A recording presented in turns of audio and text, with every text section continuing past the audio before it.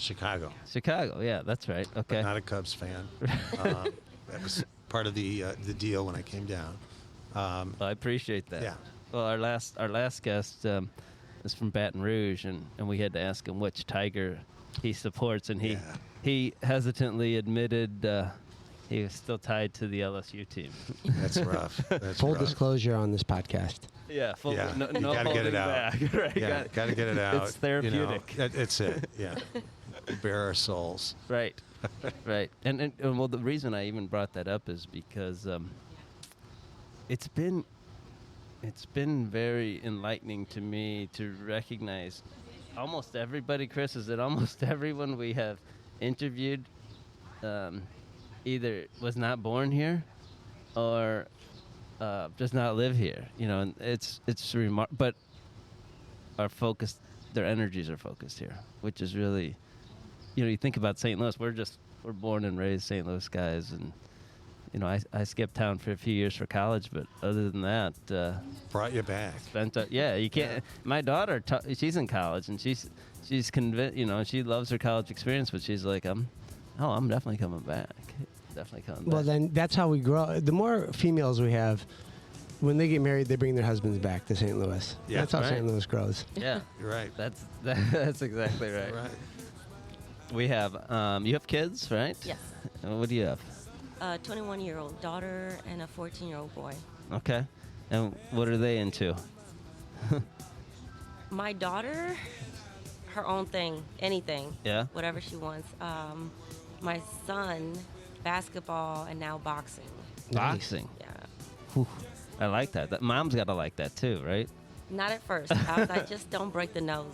I prayed for that nose. And boxing is one of those things where you could just really get in shape. Like I know a lot of people that train like they're preparing to be top end boxers, high level boxers, but they never they're not interested in getting in a boxing match, and that's for males and females. But that's enticing to me too. I mean, you know, I mean how empowering is that? Yeah. And you get in incredible shape. Yeah, he sets off the alarm. Well, At home. Jerry Lashak is one of my neighbor. He's my neighbor, my next door neighbor, but he is he's a boxing trainer and just very involved with the youth. He's a cut guy and he's Jerry Lashak? I know the name. Yeah, he's a police officer. He's retired. Yeah. In St. Louis. From the city. Yes. Yes. You know, the Renaissance man, Jerry, involved with, a pianist, old school police officer. He, right now I think he's training Willie McGee boxing because he used to be in the dugout with the Cardinals a lot too, in his later years. But thanks for joining us today. We're here with Judge Michael Burton and Ema Remtula of St. Louis Survivors Legal Support. Always, I'm joined with my brother Pete, and we're here at the Podcast by Pinnacle. You're a judge, but you're retired judge, and you have your hands in all sorts of things that help the community of St. Louis and all the surrounding areas. Are you still a judge currently? No, I retired in August of 21. I had been a judge for 22 years and went up to a program that was put on by my alma mater. My wife and I went to Notre Dame. We went to a program there for a year. And the purpose of it was to address folks that were in their early 60s to look at their encore careers, and spent a lot of time thinking about what I wanted to do, and I came up with this. Okay. Well, I guess we can start with that. I mean, tell us a little bit about how that got started. I mean, did something trigger that, this group that you started? I mean, because it seems like it's, it's really growing. I know are you growing the staff as well right now? Correct. Okay. Yeah. Well, how did it all get initiated? As a judge, I heard thousands of cases involving domestic violence. And one of the biggest concerns I had was that typically I would see the most horrendous allegations in these files, and I'd be ready for hearings, and in many instances the petitioner wouldn't show. the petitioner being the victim that came into the courthouse to seek an order of protection, they wouldn't appear for their hearings. And when I retired, I got some statistics that showed that 80% of petitioners' cases get dismissed. Now, some of them are dismissed because there's some challenges in getting the respondent served. Just finding that respondent is a real challenge, and if you can't find him, the judge has no other option but to dismiss the case. But the biggest problem that I saw was that folks just weren't showing for their hearings, and experts, it doesn't take a rocket scientist to disagree with what the experts say, which is, of course they're not showing up, because the second the guy gets served, he's going to do whatever he can to make sure she doesn't appear. Whether that's making false promises, or threatening, or actual physical violence to ensure she doesn't appear. And because of that, 80% of orders of protection are dismissed in the county. And it's not any different in the city. You know, and Judge, I met you, or let me back up. Well, when were you assigned to the bench? Because this will put some perspective on it. 1999. Okay, so 99, that makes sense. Okay, so 99, I was a first or second year law school student, and one of my first trials, I was not doing any domestic abuse matters. I was handling civil matters, and one of my first trials, you were the judge, and you were a young judge, or newer judge at the time. I thought you were very young. I was very young. and I know you were well respected right out of the gate, and you know, I was as green as could be, and I was trying to introduce some evidence in a contract case, and I tried 16 different ways to get it in, and it was objected to and rejected in every instance. But you were very kind about it. You could have been insulting, and I appreciate your kindness in that regard. I know you would have no memory of the incident, but oh, I remember it very vividly. No, of course. We've all been there, that's for sure. But my point to it is, first, to recognize you from that perspective, but to also highlight the fact that there's such a wide range of legal issues and these orders of protection that get dismissed, like you said, 80% of the time. I mean, a lot of people don't even think about that as a lot of people just living their lives, going to work, don't think about that as a legal issue that is rampant in the courtroom, right? I mean, those, like you said, there's a heavy docket with those, right? I don't think people, Peter, realize how serious the problem is. And the courts, in so many instances, are the magnets to so many problems that reflect what's going on in our society. So often people will say to me something along the lines of, well, okay, the guy pushes her one time and, everyone makes a big deal out of it. That's not the kind of folks we see in the courtroom. We see people that have committed hundreds and hundreds of acts of domestic violence, putting victims in a horrible place. And for so many, without the support that they need, they're just going to continue on enduring a horrible life. And we know the limits as far as what it is we can do. We can do a lot to help them in the legal process. But even when they get an order of protection, or even when we help them enforce that order, they still have to figure out how to pay for rent. They still have to figure out how to suddenly support their family when they were never doing that before. And it's a real challenge. And in this community, it really becomes a challenge when you talk about the limitations as far as places for folks to live. Bed space in domestic violence shelters, for example, is so limited. And in so many instances, the only reason why a victim returns to her abuser or stays with her abuser is because she has no other choice. Yeah. Do you see it ever where, I mean, are there many cases where it's a female abusing the male in that instance, or is it like 99% male against female? The statistics show that 85% of the victims are female. We don't see that many instances in which a female is, filing, is the actual abuser. Now, that may be in part because of shame, humiliation on the part of a guy to come forward and seek that order of protection.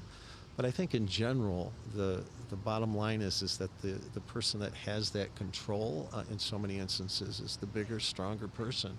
It's usually the guy. Now, we will see instances involving same-sex relationships, and that's where we do see men as victims and women as offenders, but not that much as it relates to women being offenders at all. And again, just to say what we're talking about, St. Louis Survivor Legal Support, and Ema Remtula is with us too to kind of your role there. You're the executive director there, is that right? No, that would be Mike. Right. I'm the director of client services. And what does that mean for you? I am the initial contact. I talk to the clients. I get their stories. I connect them with Tally Kotz, who is our director of legal services, or legal advocacy, I'm sorry. And she connects them with an attorney. What I do is I'm more one-on-one with the clients. If they need other services, like help with utilities or rent, shelter, any counseling, then I connect them with one of our partnering organizations. Okay, so you and are there other people involved with it? How large is the organization? Do you want to take it? Well, there's the three of us. Okay. Executive director, director of legal advocacy, and director of client services. Then we added on Aruna Taylor. Gosh, Oasis. And she's our outreach advocate and our specialist pertaining to immigration services. Aruna herself was an individual who immigrated here from Kenya.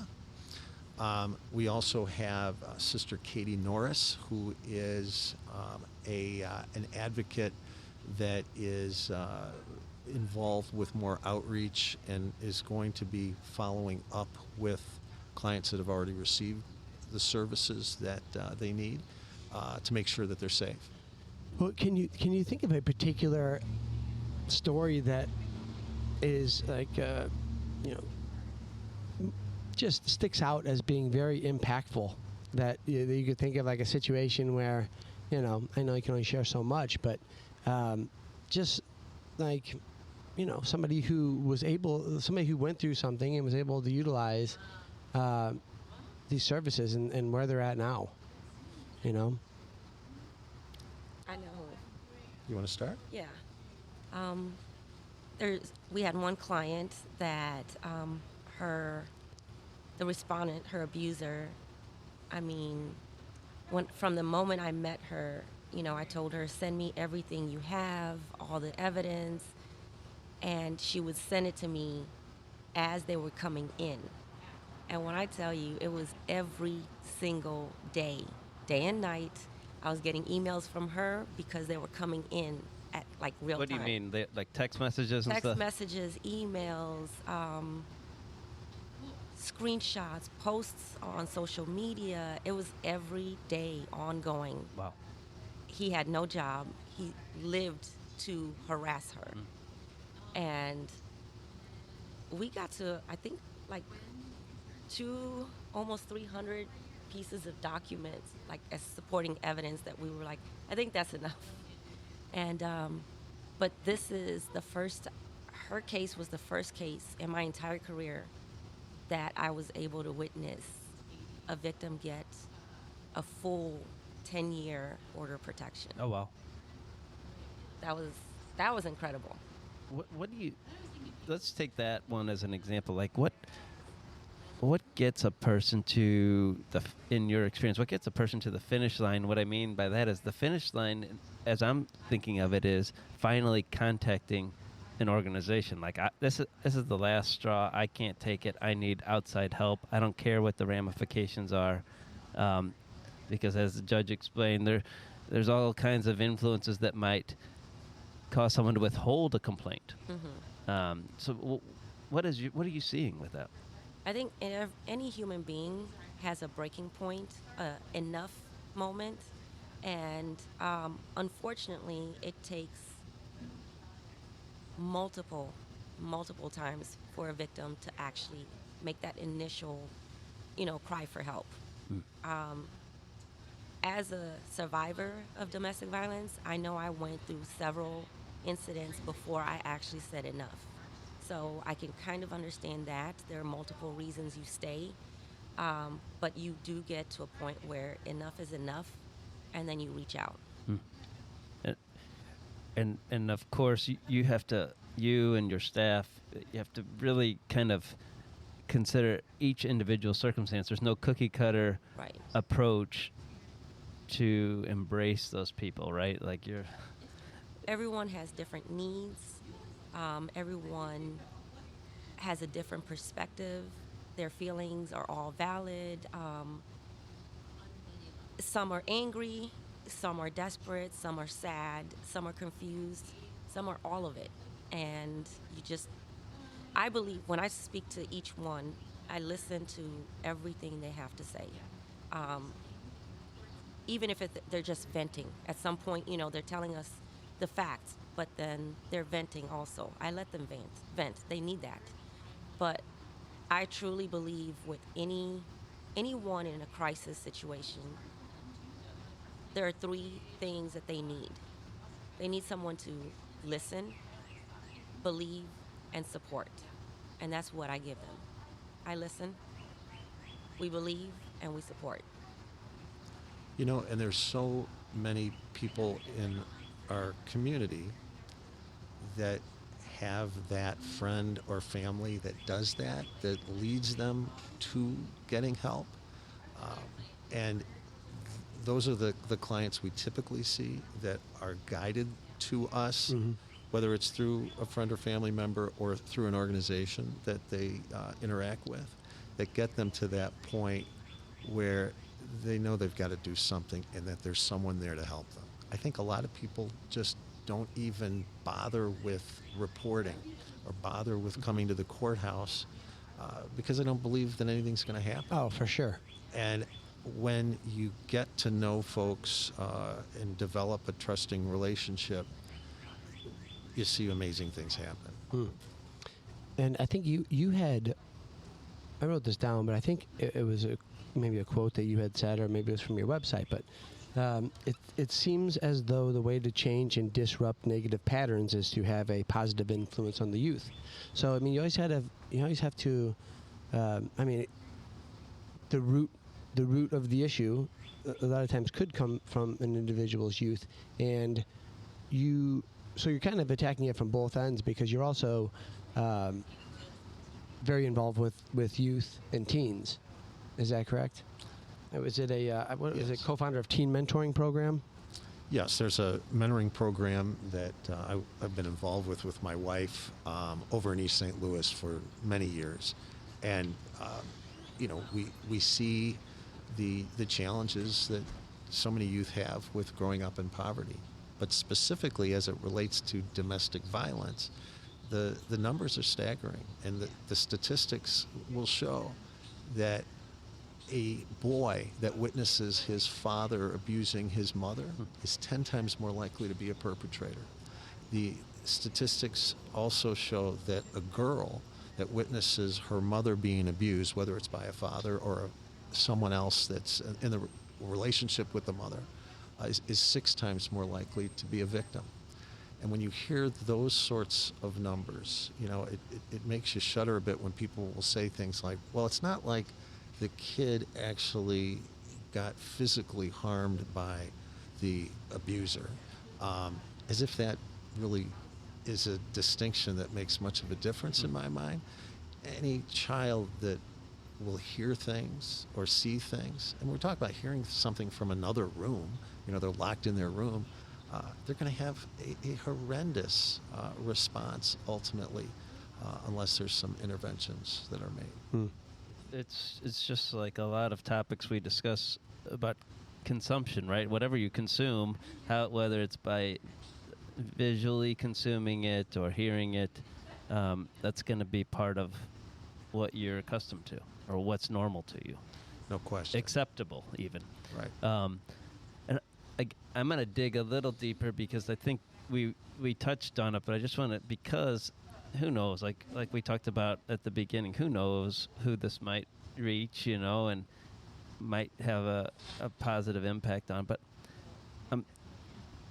I know I met Ema, and I can look up the website in a calm manner, but a lot of the people that really might need it are paralyzed with inaction, or at least good action, right? They can't take the right steps for themselves, and that's why I asked about what finally gets people the last straw, and Judge identified, maybe it's their support system that finally gets them there. But how can people, what kind of confidence can you give people out there about what's the best way to give some privacy and some confidentiality? Can they just call you, Ema, or is it how does this happen?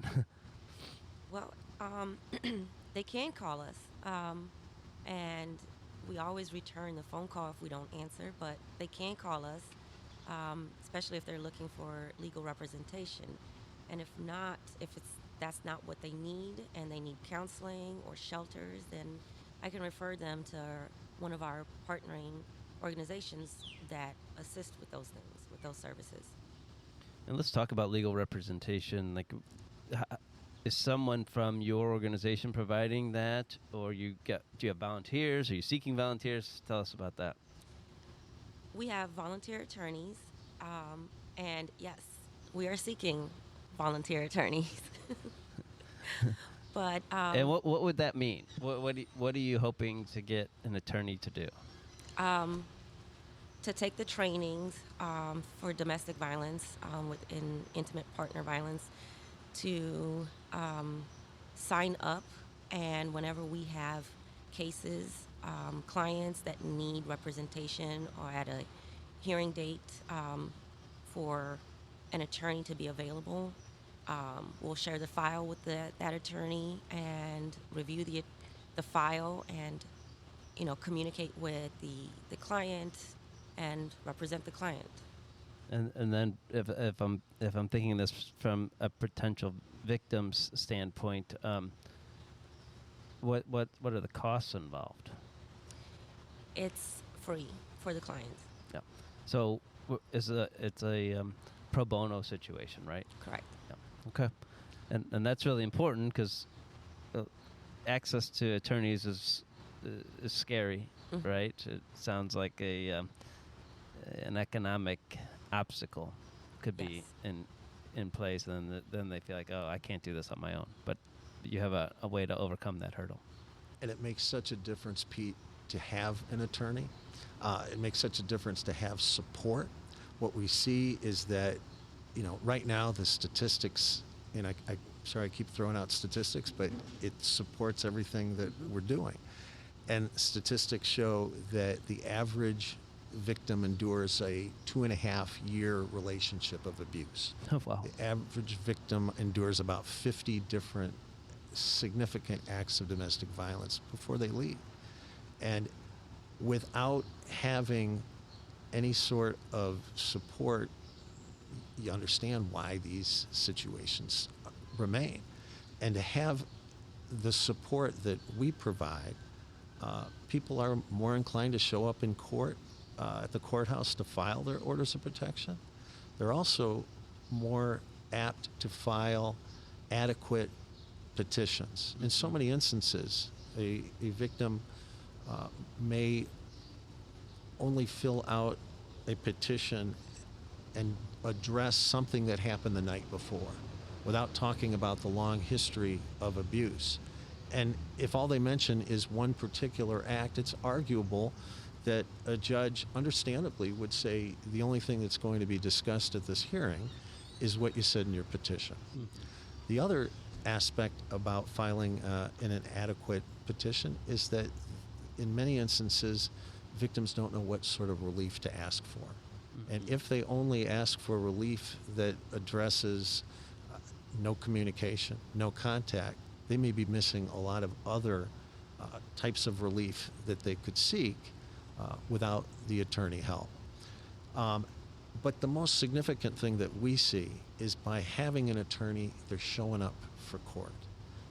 We rarely have a client that doesn't appear in court. And just as significantly, when they have an attorney, they have and they're receiving the relief that they deserve. And I'll give you a perfect example. The law changed in 21 that before 21, the law indicated that the most you could get for an order of protection was 1 year of protection with a possible additional year for an automatic renewal.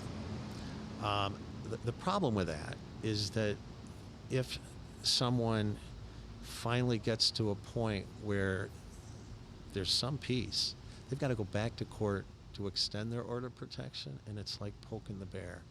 And that's a big issue. The law changed in 21 that said if you can prove that the petitioner is in serious danger from that respondent, you can get an order of protection of up to 10 years, just as that Emma just mentioned as far as one of the clients that we've had. And in order to prove serious danger, you've got to look at the prior history that that person has criminally, prior history that person has for orders of protection, the prior history that that person has of having their probation revoked, many other instances, or even just the facts alone of the case may warrant getting that kind of recognition by a court for a long order of protection. In so many instances, not only do the petitioners not understand and know what the law is, the respondent and the respondent's attorneys don't even know. It is a new law, and in instances that I've seen, to be able to prove to the court that the individual has, let's say, 5 prior serious felonies against them, or as we've seen in other instances, 8 to 10 prior orders of protection against them. That takes not only an understanding of the law, but an understanding of what you have to do to prove and make a case in the courtroom.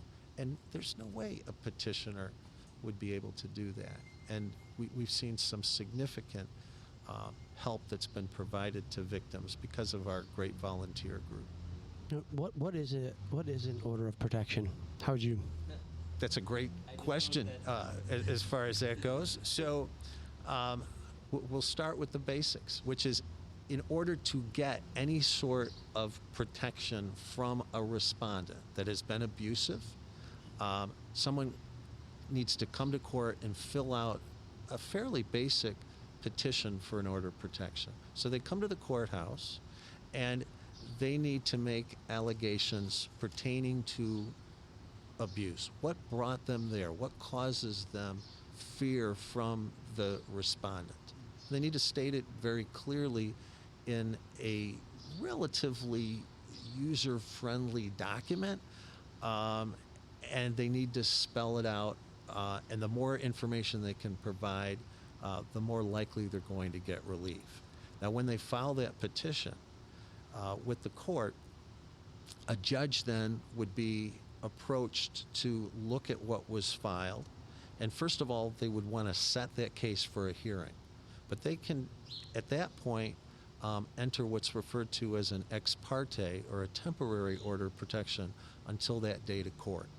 And in order to show that someone should get an ex parte order of protection, they've got to show that there's immediate danger that is imminent if they don't get that protection. So a judge could issue an order right there on the spot without having to hear from the respondent that the respondent stay away from the petitioner, not communicate with the petitioner, even move out of the house, and they could even address custody if they have children in common. Then the case is set for a hearing, and in order to prevail at a hearing, the petitioner would have to show, if the parties are what are referred to as intimate partners, and those are the only ones that we represent, if they had some sort of relationship, all they have to do is show that there was an act of abuse to get the relief that they're seeking. Abuse is broken up into many different categories. What we typically would see and what we think of at first is what's referred to as battery. That's anytime someone causes physical harm. There's an assault. Assault is not what we typically think of. An assault, according to the chapter for orders of protection, would mean that someone has caused someone to be in fear of physical harm. Usually a threat would be what we're talking about. The other relatively common type of abuse that could be alleged is harassment. And harassment is not what we typically think of either. Harassment means that someone is doing multiple acts to cause someone to be in emotional distress. So it doesn't mean that someone's necessarily causing someone to be in fear of physical harm.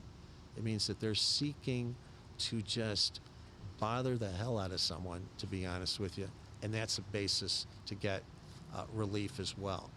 So then, if the judge makes a determination that abuse was proven, then the judge has to grant the order of protection, and they can be in a position to give an order of protection from anywhere from 6 months up to 10 years, as we talked about, the first time around. Other relief that the judge can consider is extensive. A judge could be in a position to not only grant the basics, which is stay away from that person, don't communicate, have no contact, but a judge can also order someone to pay someone's rent or mortgage. They can cause someone to pay their medical bills. They can cause someone to pay child support. They can issue a custody order for the children. The judge can order someone to participate in a bad intervention program. They can cause someone to give up their firearms. They can cause someone to get substance abuse treatment. The judge can do just about anything, and the law says anything that would enhance the safety of the petitioner. That's the process as far as that's concerned. And what we also do, we started a court back in 2009, a domestic violence court, that addresses what to do to enforce an order of protection. And what we will typically do in our court, anytime anyone gets a full order of protection, they're given a document, and both parties are given it, that says what to do when the respondent violates the order of protection. And it indicates very clearly on it, of course you call the police, but you can also come to our courthouse and file a motion for criminal contempt. Because what we know is that most police departments and the prosecutor's office don't have the manpower to address small, what we might arguably call small violations of the order of protection. And the typical ones that we would see would be the guy that right after the judge chastised him in court and said, you're not to have any communication at all with the petitioner, that's the guy that night will send out a text that says, screw you, B, and then the next day he's driving through past the house, certainly well within the zone of exclusion that the court gave him. So she calls the police and nothing is going to happen, understandably so. That's not the case, though, with the contempt docket. We're able to address those matters by bringing these folks in as soon as we can, and it works. And it's one of those rare instances where we repeatedly hear from victims that are so grateful for that process. So SLS will also help folks get the process rolling when it relates to violations of orders of protection. Judge, thanks for that breakdown. That answered a lot of the questions I wrote down about the process, because I think that's important for people to understand. Like, as you guys both alluded to, this fear of nothing's going to happen, and at least the court system has an avenue for the next step. It's not like there's an end of the road, so to speak. So that support doesn't just end when that order is granted. There's an enforcement process in place, and at least your organization is one in which they can take advantage of filing the motions required in court to enforce those orders. And the great thing about the contempt process, Pete, is that there's no reliance on a particular police officer that may get the call about a violation. No reliance that a individual in the warrant office, the prosecutor's office, has to prioritize that. They bring the case to the court, and the court addresses it very quickly. Emma, you found you're not an attorney, right? No, paralegal. But you have found yourself in the courtroom in many instances, right? In connection with your role for SLS. So tell us why you would be in the courthouse. To show support, to advocate for the client.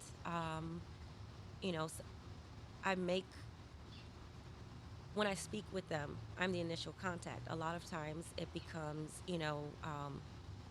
I gain their trust, I know their story, and I'll help, sometimes I'll go to court with them and just be there as, support, or to help the attorney if they need something. Although I've never accompanied you to court, I expect your role somewhat of like maybe a translator from victim to attorney, perhaps. Like you understand their story, and maybe they're not able to even communicate out of fear or out of just some kind of apprehension, and you can maybe fill in the gaps, I suspect, as an advocate for these people. Like a buffer. Yeah. Right. That's extremely valuable, I'm sure. But I have to say, as far as our volunteer attorneys, after their training, they're pretty great with the clients. That compassion, that fight to defend these clients, the victims. I appreciate how compassionate they are. It's like they've found that balance between attorney and advocate. Yeah, that's a great comment. Yeah, that's very important to be able to, empathize with the people. I mean,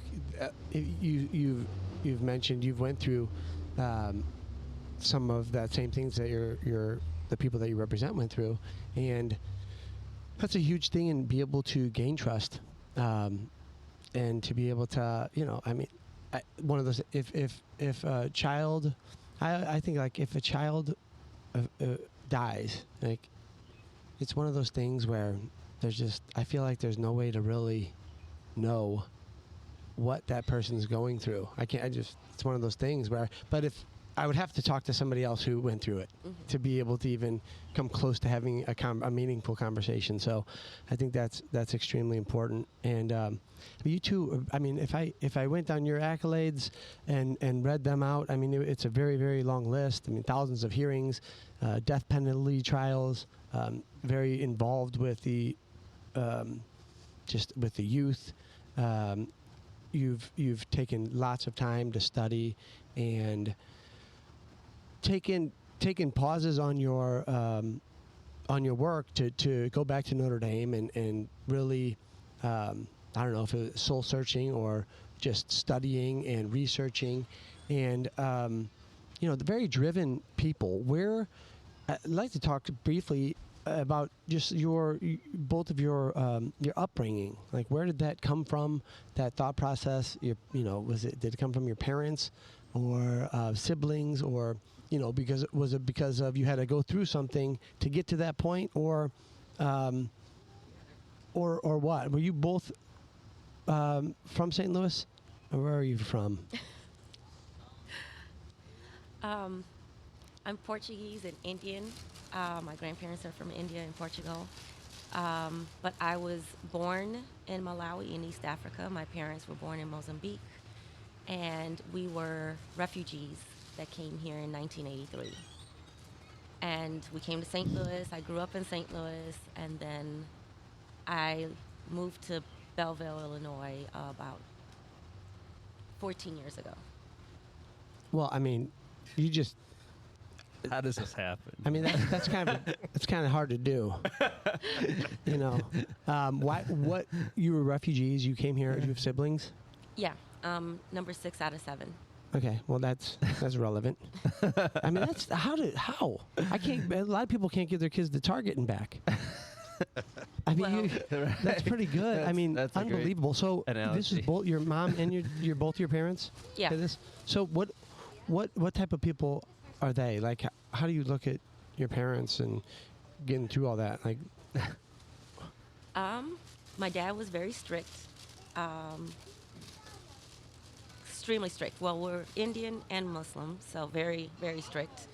Yeah, 5 girls, 2 boys, so very, very strict. I remember he fixed the screen door to make noise. It was quiet, and then it made noise, and he was like, I fixed it. We're like, but it's loud. Right. Yes, I fixed it. He can hear anytime we came in and out of the house. I need to read his book. So, but they were just, we came here, education was important. Portuguese is our first language, but my younger sister and I, we were 5 and 4. And we learned English in school, so they told us to survive in the United States, speak only English. Well, they regret it now, but yeah. So we, no accent because we learned it so Right. well. And then I went to Brazil to study. Get some Portuguese back. Yeah, I actually get some freedom, but There you go. but I came back and the European Portuguese, the Brazilian Portuguese, all mixed up. So, yeah. But my parents were always about get your studies, be successful. And, of course, I didn't listen. And I went and did what, hard-headed young girls do. And life happened. Got married, had children. My ex-husband was was abusive, and at first it was like I used to hide it, and it wasn't bruises, it was like choking just enough to not show any bruises, so I didn't tell anyone. And then I started to tell people, but I'm also very opinionated, and when we argue, I'll have to say that I always won the arguments. And he couldn't, so he went to the physical. He won physically. After a while, I just got tired of it, and the last straw was when he actually beat me up, and my daughter witnessed it. That was the end for me. And it also impacted me because my parents did not believe in divorce, but that was the first time that they looked at my face and they said, we don't believe in divorce, but we do for this. And they said, because if you don't get out, my dad said, if you don't get out, I have a feeling you're going to disappear and you're going to be buried in their backyard somewhere. And that was enough for me. Like, if my dad said, get out, it was time. Well, thanks for sharing that story. I think that's once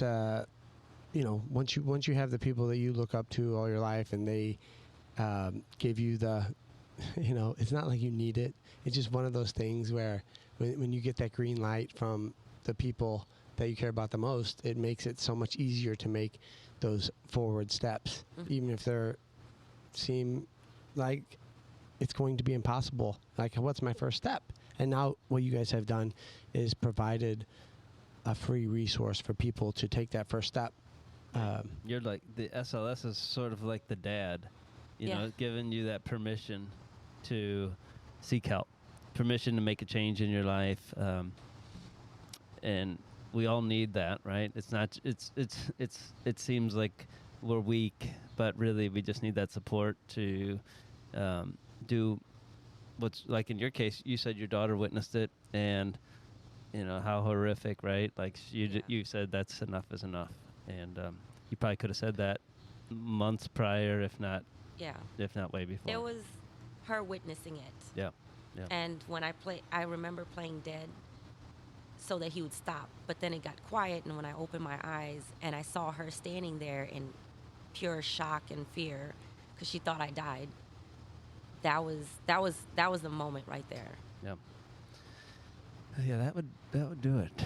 And we're your background and you've mentioned the immigrant. You serve a lot of immigrant community members as well, and it's. I think that's important to touch on because we're not just talking about, we have a Muslim from overseas and we have a Notre Dame graduate connected to lead this organization in different ways. And Judge, was it your vision to kind of recognize the breadth that's of people that can be served by this?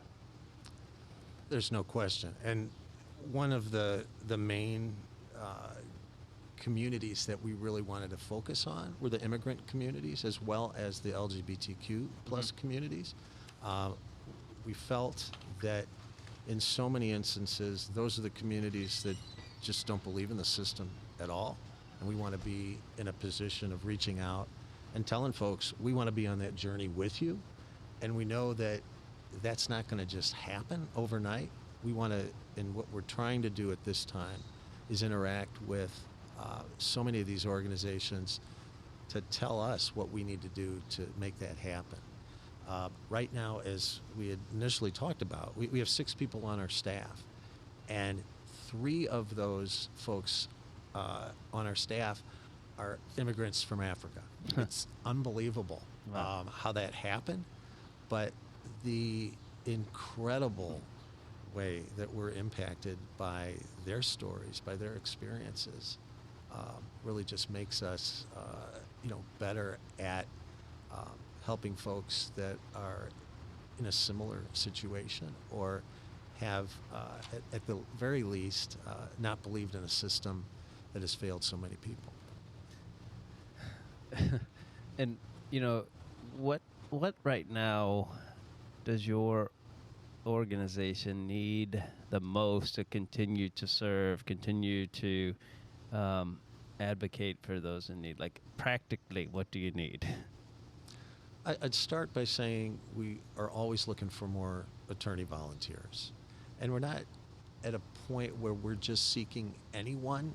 We want people that are committed. We want people that really care about the issue. They don't have to know what the details are as far as what the law is.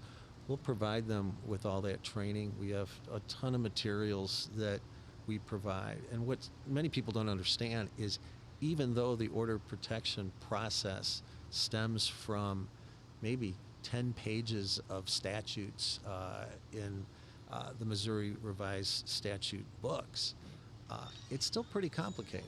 And because you're dealing also with issues that pertain to emotional well-being and survival, you've got to know what your limits are. But to have folks that are passionate about these issues is really something that we're seeking. We're also seeking, financial help. At this time, even though I described a staff of 6, 2 of them are full-time volunteer advocates, one of whom, and then another person is working on an hourly basis to help us with grants. We still really seek funding, primarily because we would love to be able to have attorneys working for us full-time, so that way our breadth of representation is more significant. There are also so many issues that come into play that we're dealing with here with folks that are suffering from a life of abuse. A big part of it is so many people might not come forward to report their abuse because they have a traffic ticket out of the city of Floridel Hills, or someone may not come forward because of their situation where they don't fully understand what their immigration status is. And we know that there are a lot of things that we can do that don't take a lot of significant legwork, but we can help them in that regard, so they're not always looking over their shoulder, with worry. They should be more worried about the abuser than some of these relatively minor situations that we can help them with. But we can only do that with more help. We hope to, at some point, expand further with issues pertaining to custody. We hope to expand at some point, too, to other areas besides St. Louis County, but that can only happen with significant financial help.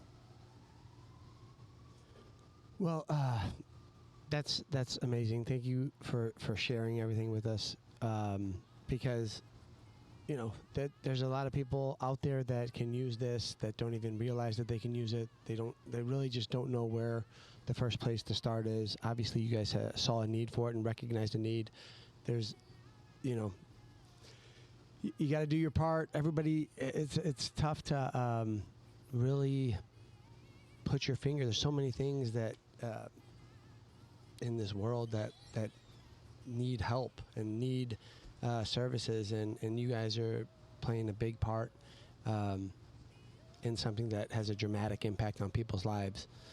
Yeah, and I think it's important that we recognize it's not only the orders of protection, but the life beyond, right? Like you said, okay, so now I have this order of protection, and how do I pay my rent? Or now he's gone, so to speak, but how do I get my kids in a better school?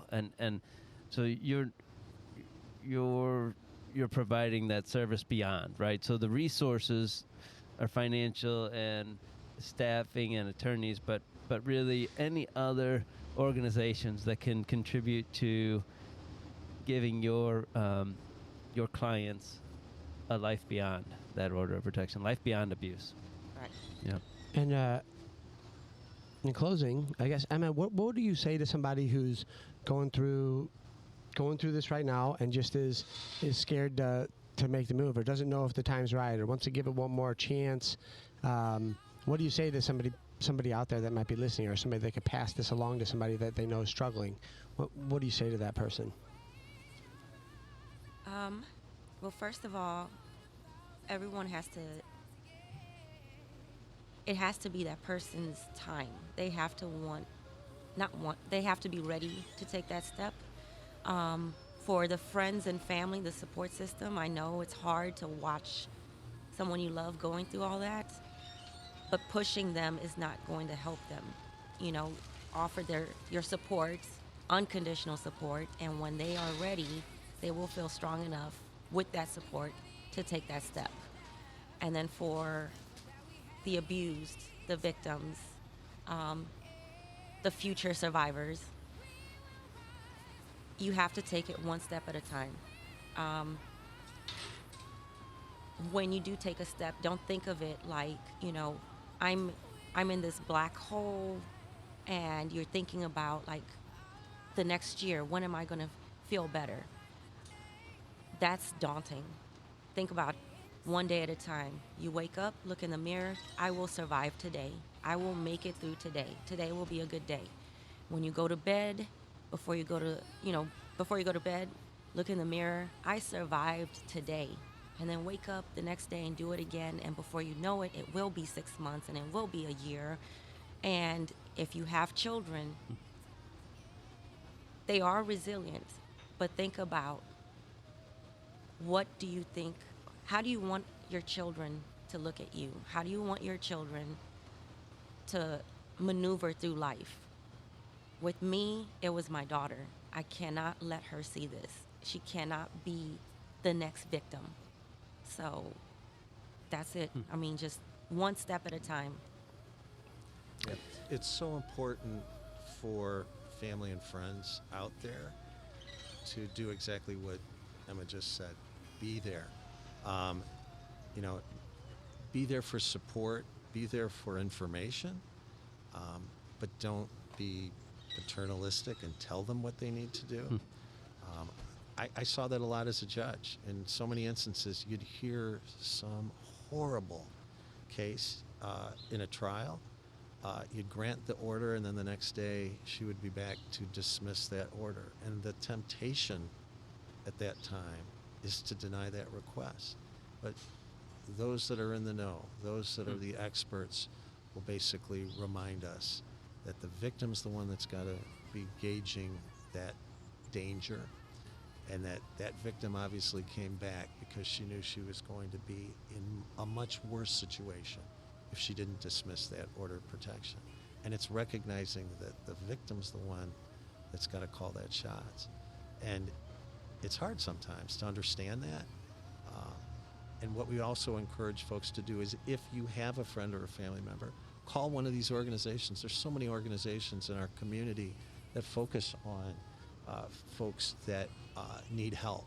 I mean, the main names that we hear all the time are Safe Connections and Alive and the YWCA, St. Martha's Hall. There's so many different wonderful organizations in our community that can provide that sort of advice and help. And special thanks then to Judge Michael Burton and Ema Remtula of St. Louis Survivors Legal Support. And a lot is in a name, right? Survivors could have been, you could have chosen a different name. Victims, but we got survivors, and so I look forward to talking more with you in the future, and hopefully people will reach out. Thank you again for your time. Thanks for having us. All